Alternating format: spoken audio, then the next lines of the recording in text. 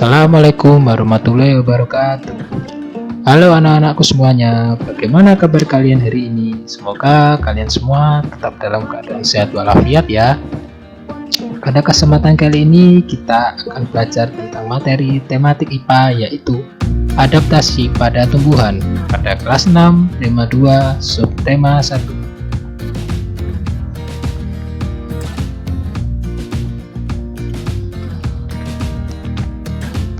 Adaptasi merupakan cara bagaimana suatu makhluk hidup menyesuaikan diri dengan lingkungan sekitarnya agar bisa bertahan hidup. Makhluk hidup yang bisa beradaptasi akan mampu merespon perubahan yang terjadi di sekitarnya dan bisa bertahan hidup di lingkungan tersebut. Sedangkan yang tidak mampu beradaptasi akan menghadapi kepunahan atau kelangkaan jenis. Jadi anak-anak kita bisa tahu ya, jadi adaptasi itu merupakan salah satu ciri-ciri makhluk hidup yang dimana adalah cara atau bagaimana makhluk hidup menyesuaikan diri dengan lingkungannya. Jika makhluk hidup tersebut tidak bisa beradaptasi, maka makhluk hidup tersebut akan terancam dan akan menghadapi kepunahan atau kelangkaan jenis.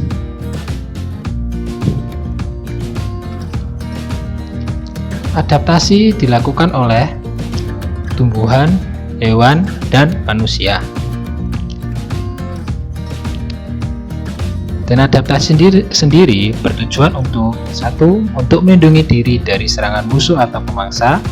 Yang kedua, untuk memperoleh makanan. Ketiga, untuk berkembang biak dan melestarikan jenisnya. Yang keempat, untuk bertahan hidup. Nah, di sini ada beberapa contoh anak-anak adaptasi yang dilakukan oleh makhluk hidup. Antara lain di sini ada gambar tumbuhan yang melakukan adaptasi dan juga di sini ada gambar hewan yang melakukan adaptasi.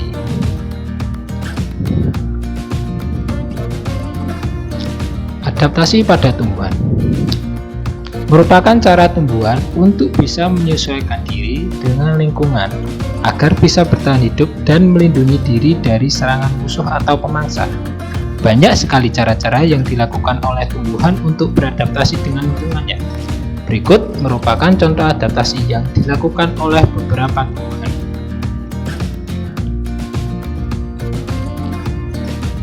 Yang pertama ada kantong semar. Kantong semar merupakan tumbuhan pemakan serangga atau insektivora. Dikarenakan kantong semar tumbuh di rawa-rawa yang mengandung nitrogennya sedikit, maka dari itu kantong semar memakan serangga untuk mencukupi kebutuhan nitrogennya. Bagian dalam kantong semar mengandung enzim pencernaan yang berguna untuk mencerna serangga. Jadi anak-anak, kantong semar ini melakukan adaptasi dengan cara memakan serangga ya anak-anak. Kenapa kantong semar itu memakan serangga? Dikarenakan kantong semar itu tumbuh di daerah rawa-rawa yang mengandung sedikit sekali nitrogen. Jadi bagaimana cara kantong semar mencukupi kebutuhan nitrogennya? Yaitu dengan cara memakan serangga.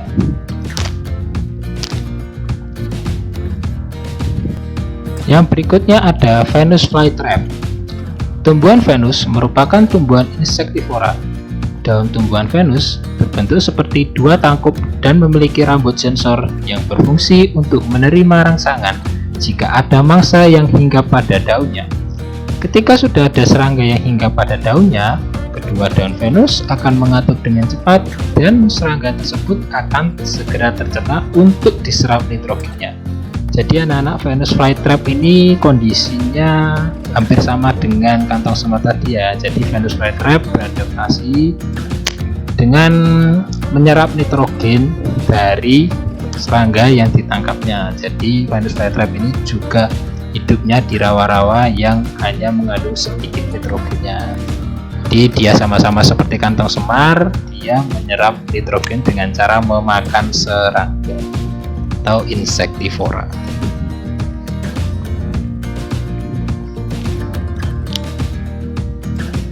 Berikutnya ada Drosera. Drosera hidup pada lingkungan yang kering dan miskin zat hara. Tumbuhan Drosera mendapatkan asupan makanan dari serangga yang terperangkap oleh gumpalan zat perekat yang dihasilkannya. Nah, ini tumbuhan Drosera ini juga sama anak-anak dengan kantong semar dan tumbuhan Venus tadi melakukan adaptasi dengan cara memakan serangga.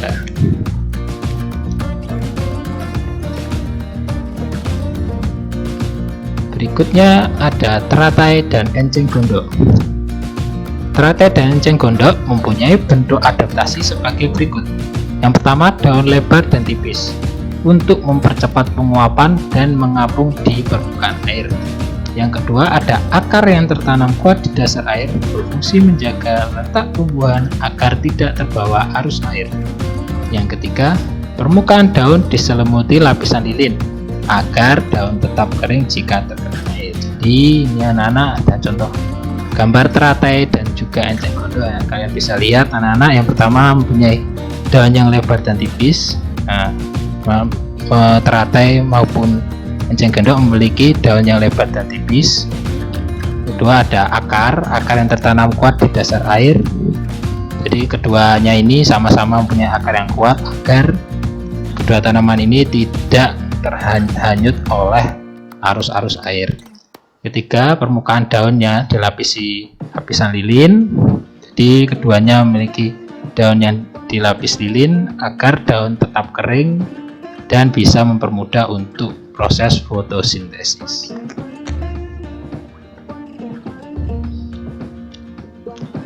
Berikutnya ada kaktus. Kaktus mempunyai beberapa adaptasi, yaitu yang pertama, batang yang tebal untuk menyimpan air. Yang kedua, daun berbentuk duri yang berfungsi untuk melindungi tumbuhan dari hama dan pemangsa, juga untuk mengurangi penguapan pada siang hari.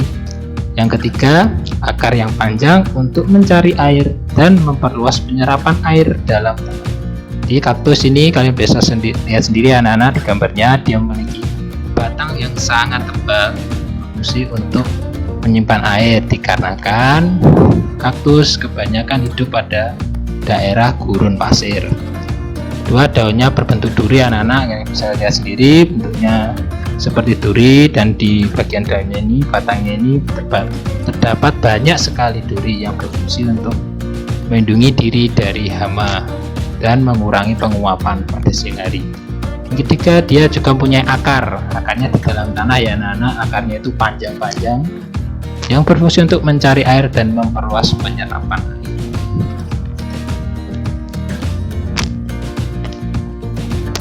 Selanjutnya ada adaptasi tumbuhan untuk melindungi diri dari pemangsa. Melindungi diri dengan mengatupkan daun. Nah, pertama ada contohnya, ada tanaman putri malu ya anak-anak, dia melindungi diri dengan cara mengatupkan daun, dan putri malu akan mengatup jika disentuh.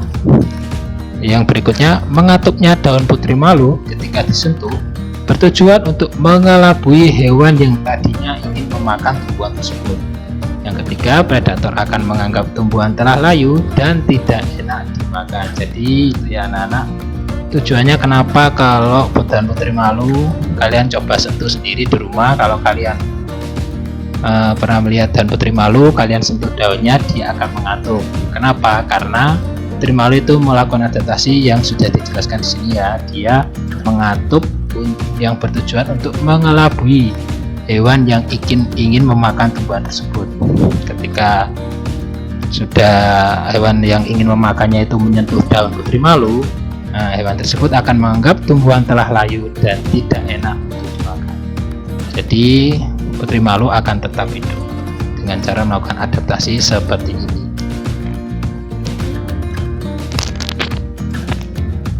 Selanjutnya ada adaptasi dengan melindungi diri dengan duri.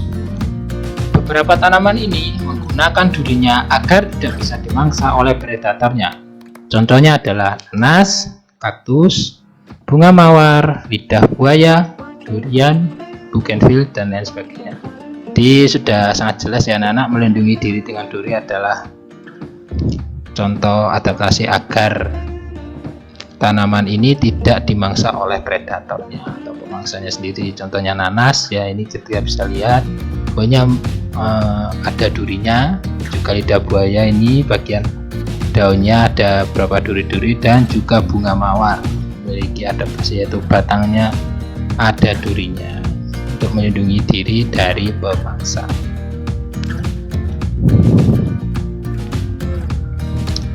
Ya, berikutnya ada adaptasi melindungi diri dengan getah. Beberapa tanaman ini menggunakan getahnya agar predator enggan untuk mendekati tumbuhan tersebut. Contohnya adalah karet, nangka, sukun, pohon pinus, dan lain sebagainya. Ini di samping ada gambar pohon karet dan nangka ya anak-anak. Jadi adaptasi menggunakan getah ini, jadi kalau misal ada predator yang ingin datang ingin makan tumbuhan ini, dia akan enggan melakukannya. Kenapa? Karena dengan getah ini akan buat tubuhnya menjadi lengket ketika menyentuh getah ini. Jadi akan buat predator enggan untuk mendatangi tumbuhan-tumbuhan yang sudah disebutkan ini. Jadi seperti itu.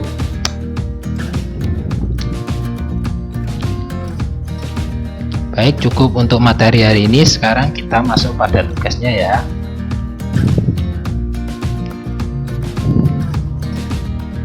Tugas hari ini adalah yang pertama, kalian kerjakan tugas pada buku paket tema 2 halaman 10 nomor 3 dan 4 saja, dan juga halaman 21 nomor 1 saja.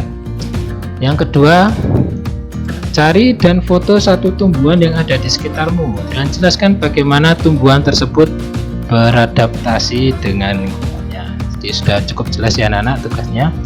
Tugas pertama dikerjakan di buku tulis, jangan lupa hasil pengerjaan dan ketika kalian mengerjakan foto dan dikirimkan ke wali kelas. Foto pengerjaan harus jelas dan jangan blur. Semangat mengerjakan.